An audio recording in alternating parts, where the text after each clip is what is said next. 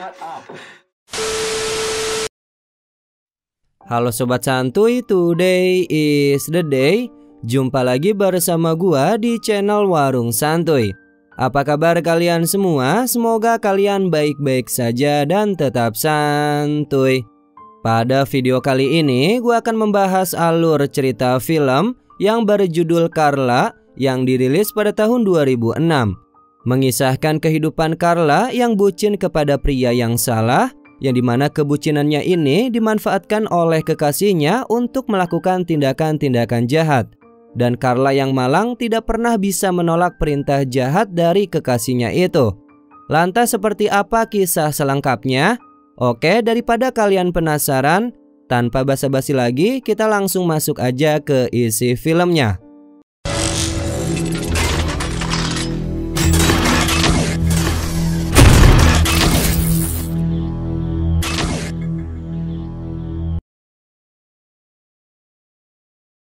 Film dibuka di sebuah tempat pusat psikiater di daerah Kanada.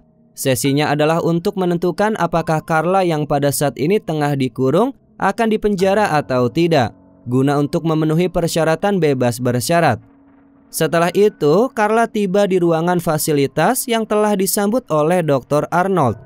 Setelah bertukar salam, Carla pun mengatakan kepada Dr. Arnold bahwa dia baru saja memperoleh gelarnya. Dr. Arnold pun mengungkapkan kegembiraannya atas pencapaian prestasi Carla selama Carla ditahan. Kemudian Arnold memberikan Carla sebuah foto album dirinya bersama dengan suaminya, yaitu Paul Bernardo, yang dimana pada saat mereka sedang bahagia. Dan setelah itu Carla pun mulai menceritakan bagaimana dia bisa bertemu dengan Paul, yaitu ketika Carla berusia 18 tahun. Sebuah adegan kilas balik menunjukkan Carla dan temannya yang bernama Peggy tengah berada di sebuah restoran sedang menikmati makan bersama. Dan tidak lama kemudian datanglah Paul bersama dengan temannya yang bernama Nick. Kemudian kedua pria itu menghampiri Carla dan Peggy yang langsung diberikan akses untuk bergabung dengan para gadis itu. Setelah kedekatan mereka beberapa saat, tanpa basa-basi lagi, Paul langsung tancap gas mengajak Carla pergi memesan kamar hotel untuk mereka berdua. Sementara Peggy dan Nick hanya bisa terkejut saja melihat teman-temannya bertindak begitu cepat. Singkat cerita, setelah kejadian di restoran itu, Carla dan Paul mulai lebih sering bertemu dan mereka terlibat dalam sebuah permainan dewasa yang liar. Kemudian kembali lagi ke masa sekarang, yang dimana Arnold memberitahu Carla bahwa Paul menyatakan kepada pihak berwenang mengenai Carla bahwa Carla adalah orang yang mempengaruhinya untuk mulai memaksakan dirinya kepada para gadis-gadis yang menjadi korbannya itu. Carla pun menyangkal tuduhan yang dilontarkan kepada dirinya. Carla mengatakan bahwa Paul telah melakukan tindakan keji itu sebelum mereka bertemu. Lantas Dr. Arnold pun melanjutkan pertanyaannya mengenai Paul yang diduga adalah tersangka dalam insiden Scarborough. Carla pun mengatakan tidak. Memang Carla pernah melihat sketsa tersangkanya dan itu terlihat seperti Paul. Bahkan teman-temannya Paul pun semuanya berpikiran yang sama pada saat itu. Topik pembicaraan pun berlanjut, yang dimana kali ini Dr. Arnold ingin berbicara mengenai saudaranya Carla yang bernama Tammy. Adegan kilas balik pun diperlihatkan, yang dimana Carla terlihat cemburu pada saat Paul dan Tammy semakin dekat satu sama lain. Carla menyadari bahwa Paul menginginkan Tammy karena Tammy masih perawan. Dan setelah ditelusuri oleh Carla, akhirnya Paul mengakui bahwa dia ingin memantap-mantapi Tammy, walaupun Carla adalah orang yang dicintai oleh Paul. Paul pun akhirnya memanipulatif Carla agar Carla mengizinkan Paul bersama dengan Tammy di suatu momen. Dan bodohnya Carla pun menyetujuinya, karena pikiran dan hatinya sudah tertutup oleh cintanya kepada Paul. Dan lebih parahnya lagi, Paul meminta Carla untuk mendapatkan obat penenang yang digunakan pada anjing dari klinik hewan tempat Carla bekerja. Karena obat itu akan digunakan kepada Tammy untuk membuat Tammy tidak sadarkan diri pada saat Paul akan mencumbuinya. Dan Carla yang sangat bodoh lagi-lagi menyetujuinya. Singkat cerita, malam Natal pun tiba, yang dimana Paul terlihat menaruh obat penenang itu ke dalam minuman milik Tammy, sehingga Tammy bisa tertidur. Sayangnya Tammy tidak bisa tertidur dengan cepat, alhasil Paul terus menambahkan lebih banyak lagi obat penenangnya ke dalam minuman Tammy. Sampai akhirnya Tammy pun pingsan tidak sadarkan diri. Dan setelah itu Paul langsung melancarkan aksinya. Pertama dia membuat rekaman video yang dimana Paul memaksa Carla untuk mau direkam pada saat menangani Tammy. Tiba-tiba Tammy pun mulai bereaksi akibat dari mengkonsumsi obat anjing itu. Carla yang panik mulai menghubungi pusat bantuan 911. Keduanya langsung membuang bukti-bukti seperti obat penenang anjing sehingga pihak berwenang tidak akan mencurigai mereka. Akhirnya Tammy pun dibawa ke rumah sakit. Sementara itu Paul dan Carla masih diam di rumah dan menerima telepon bahwa Tammy telah tewas. Setelah kematian Tammy, Carla dan Paul kembali mulai membuat film atau video dokumenter dewasa. Carla mengatakan bahwa itu adalah idenya untuk membuat Paul bahagia karena dia baru saja kehilangan pekerjaannya. Paul selalu saja menonton ulang videonya bersama Tammy yang sebelumnya karena Paul tidak bisa melupakan momen-momen itu.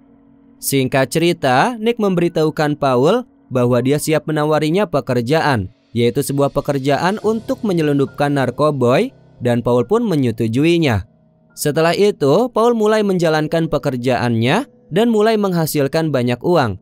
Terlebih Paul bisa membeli rumah untuk dirinya dan juga Carla.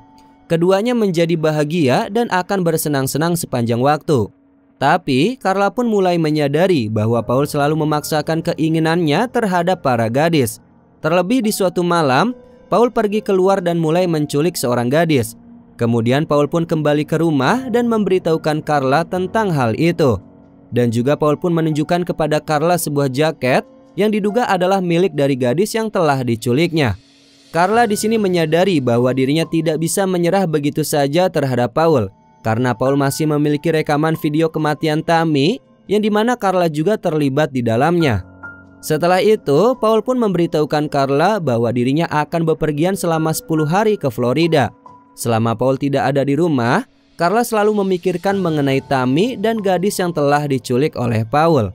Singkat cerita, Paul pun kini sudah kembali lagi ke rumahnya, yang dimana Carla menyambut kedatangan Paul dengan sangat bahagia. Mereka pun saling bercerita. Dan di tengah obrolan mereka, Paul berkata bahwa dia telah bercumbu dengan gadis lain di Florida. Carla yang mendengar pernyataan dari kekasihnya itu pun hanya tersenyum dan dia tetap mencintainya. Sungguh aneh tapi nyata nih si Carla ini. Kemudian pada malam harinya, Paul pun terlihat telah berpakaian rapih dan mulai pergi meninggalkan rumahnya.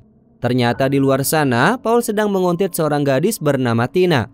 Setelah itu, Paul mulai memaksa Tina untuk masuk ke dalam mobilnya dan kemudian membawanya pergi ke rumah dengan keadaan mata Tina tertutup oleh kain. Dan kemudian Paul pun mulai melangsungkan aksi bejatnya dan tidak lupa dia juga merekam aksinya ini. Tidak lama kemudian Carla pun datang menghampiri Paul. Di sini Carla mengeluh karena dirinya kesepian. Itu semua karena Paul menghabiskan seluruh waktunya bersama dengan Tina. Karena keluhan Carla, akhirnya Paul pun memintanya untuk bergabung dengannya. Dan kemudian mereka pun bercumbu bersama dengan Tina. Tina yang kemudian membuka penutup matanya pun menjadi ketakutan setelah melihat Paul. Paul pun meminta Carla bahwa mereka harus menghabisi Tina karena Tina sudah melihat wajah mereka. Dengan ragu-ragu, Carla pun menyetujui kembali ide gila kekasihnya ini. Karena di sini Paul meyakinkan Carla bahwa Tina dapat mengidentifikasi mereka, jadi jalan satu-satunya adalah mereka harus menghabisi Tina.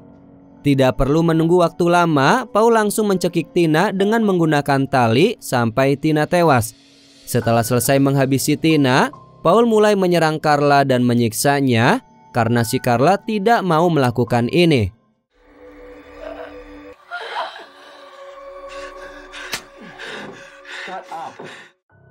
Keesokan harinya, terlihat Paul sudah memotong-motong tubuh Tina menjadi beberapa bagian, kemudian langsung menyegelnya menggunakan semen dan membuangnya ke danau.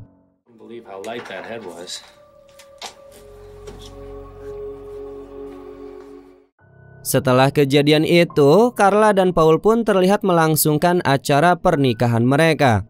Di momen ini, Carla memberitahukan Paul mengenai keinginannya, yang dimana Carla ingin mereka kembali lagi menjadi pasangan yang normal. Singkat cerita, di suatu hari, tubuh Tina berhasil ditemukan dan berhasil diidentifikasi. Carla tampaknya ketakutan setelah mendengar berita itu dari tetangganya yang bernama Molly. Setelah kepergian Molly dari rumah mereka, Paul pun langsung menyiksa Carla untuk memberikan sebuah hukuman karena tingkah lakunya Carla yang bisa menyebabkan orang lain menjadi curiga. Pada suatu hari di saat mengadakan sebuah jamuan pesta di rumahnya bersama dengan teman-temannya, Paul pun terlihat mulai bermesraan dengan wanita lain di depan teman-temannya. Hal itu membuat Nick menjadi emosi dan mulai berkelahi dengan Paul. Nick mengatakan bahwa Paul tidak layak untuk Carla. Carla yang melihat hal tersebut langsung mencoba untuk melerai aksi perkelahian keduanya. Nick yang kesal berkata bahwa dirinya sudah selesai dengan Paul dan tidak ada hubungan pertemanan lagi dengannya. Karena frustasi itu membuat Paul kehilangan teman-temannya. Lalu beberapa minggu kemudian, Carla memutuskan bahwa dia ingin membuat Paul bahagia. Oleh karena itu, Carla memilih untuk bergabung dengan Paul dalam melakukan aksi penculikan seorang gadis. Kali ini target korbannya adalah gadis bernama Kathleen Ross. Aksinya ini dimulai dengan Carla yang menipu Kathleen untuk memberi arah. Dan setelah itu, Paul menggunakan kesempatan tersebut untuk memaksa Kathleen masuk ke dalam mobilnya. Dan selama proses penculikan itu, tidak disadari oleh Paul dan Carla bahwa salah satu sepatu yang digunakan oleh Kathleen terjatuh tepat sebelum Kathleen masuk ke dalam mobil. Singkat cerita, mereka sudah sampai di rumah, yang dimana Paul akan langsung bermesraan dengan Kathleen. Disinilah Carla mulai menyadari setelah memperhatikan bahwa salah satu sepatunya Kathleen tidak ada. Sementara itu di tempat berbeda, terlihat sudah ada petugas kepolisian yang sedang melakukan investigasi di depan rumahnya Kathleen. Karena ada laporan hilangnya Kathleen secara tiba-tiba dan meninggalkan jejak, yaitu salah satu sepatu yang digunakan oleh Kathleen. Kembali lagi ke rumahnya Paul dan Carla, yang dimana aksi bejatnya ini sudah berlangsung. Dan pada akhirnya Paul memerintahkan Carla untuk segera menghabisi Kathleen dengan memberikan Carla sebuah palu. Karena Carla takut kalau dirinya membebaskan Kathleen, maka Paul akan menceraikannya. Singkat cerita, setelah kejadian penculikan itu, terbitlah sebuah artikel yang dilihat oleh Paul sendiri. Yang dimana artikel itu berisikan pernyataan kedua orang tuanya Kathleen yang memohon kepada penculik anaknya untuk melepaskan Kathleen. Sementara itu Carla terlihat sedang mandi, dan setelah selesai mandi, Carla pun melihat bahwa Paul sudah menghabisi Kathleen sampai tewas.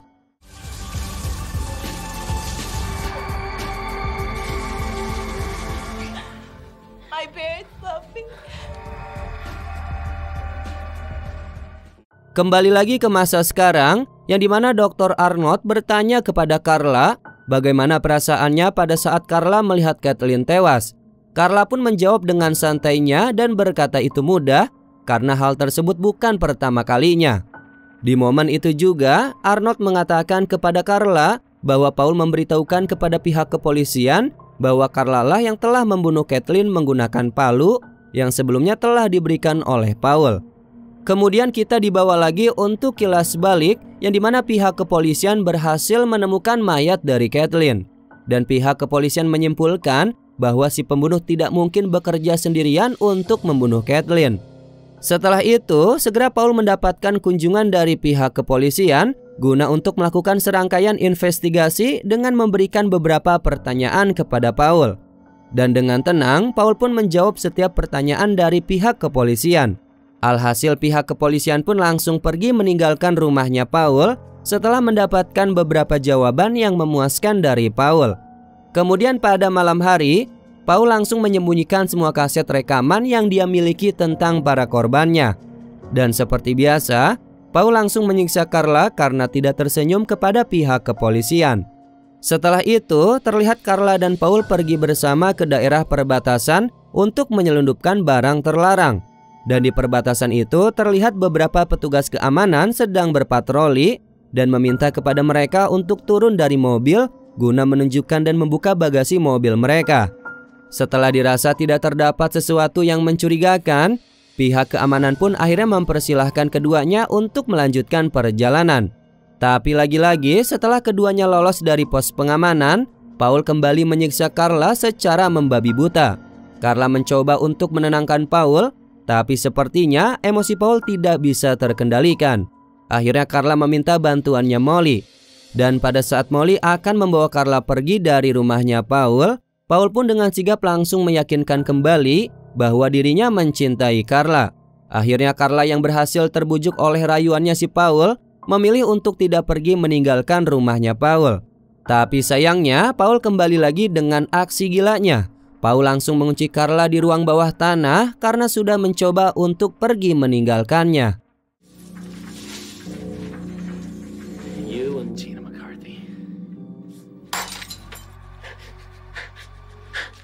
Pada hari berikutnya, Carla memberitahukan Molly bahwa dia sekarang siap untuk pergi meninggalkan Paul. Kemudian Carla melaporkan masalah itu kepada pihak kepolisian. Dan setelah Paul kembali ke rumahnya, dia tidak dapat menemukan Carla karena Carla tidak kembali lagi ke rumahnya. Laporan dari Carla membuat pihak kepolisian menemukan sebuah fakta baru.